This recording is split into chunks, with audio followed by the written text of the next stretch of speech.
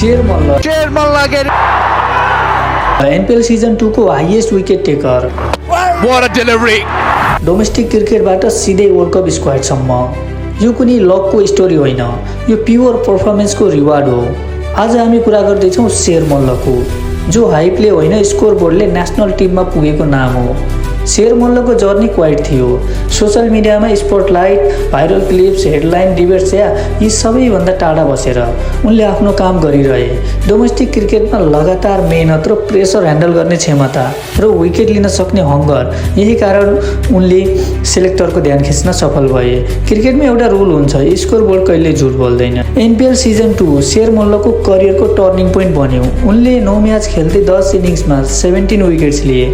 उनको bowling average 13.76 रहेको थियो र उनको इकोनोमिक रेट 6.50 को आसपास रह्यो। हाइएस्ट विकेट टेकर बने। तर यहाँ नम्बर्स भन्दा इम्पोर्टेन्ट कुरा के हो भने यी विकेट्सहरू प्रेसर सिचुएसनमा आएका थिए र गेमको फ्लो चेन्ज गर्ने मोमेन्टमा आएका थिए। सेलेक्टरले शेर मल्ललाई सेलेक्ट गर्दा केवल विकेट हेरेका थिएनन्, उनीहरूले देखेका थिए विकेट लिने चाहना, इन्टेन्ट, मिडल ओभर्समा कन्ट्रोल, बिग हिटर्स विरुद्ध डर नमान्ने एटिट्युड र फ्युचरको पोटेन्सियल। शेर मल्ल रन बचाउने मात्र बोलर होइनन् र उनी पार्टनरसिप तोड्न सक्ने क्षमताका बोलर पनि हुन्।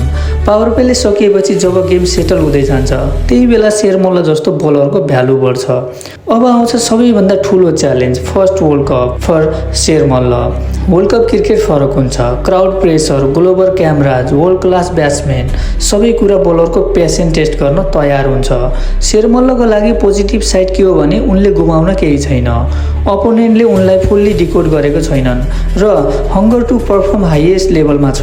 तर नेगेटिभ साइड पनि त्यत्तिकै छ।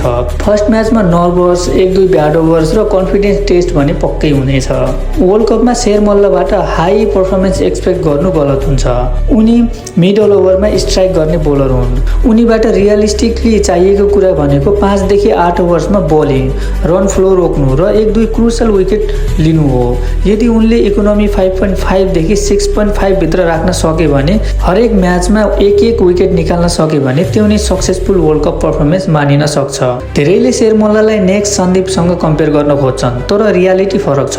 शेर मल्ल फरक बोलर हो, फरक रोल छ र फरक जर्नी छ। उनको भ्यालु पेस, मास्टरी वा हाइपमा होइन, रियल टाइममा, राइट विकेट लिन सक्ने क्षमतामा छ।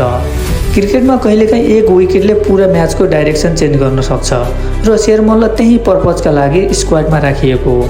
यदि शेर मल्लले वर्ल्ड कपमा 2-3 म्याचमा इम्प्याक्ट दिन सफल भयो भने, प्रेसर ह्यान्डल गर्न सके भने र डिसिप्लिनमा बोलिङ गरिरहे भने उनी नेपालको रेगुलर सेटअपमा आफ्नो स्थान मजबुत बनाउन सक्नेछन्। यो सिलेक्सनले डोमेस्टिक क्रिकेट खेल्ने सयौं प्लेयर्सलाई एउटा म्यासेज दिएको छ। एनपीएलमा पर्फर्मेन्स गर्न सक्ने नेसनल टिममा चान्स पक्का हुनेछ।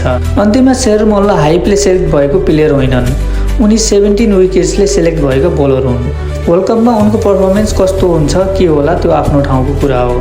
नेपाललाई साइलेन्ट एडभान्टेज दिन सक्ने नाम शेर मल्ल हो, किनभने क्रिकेटमा फर्म टेम्पोररी हुन सक्छ तर इम्प्याक्ट सधैँ याद रहन्छ। शेर मल्लको वर्ल्ड कप जर्नी अब मात्र सुरु भएको छ।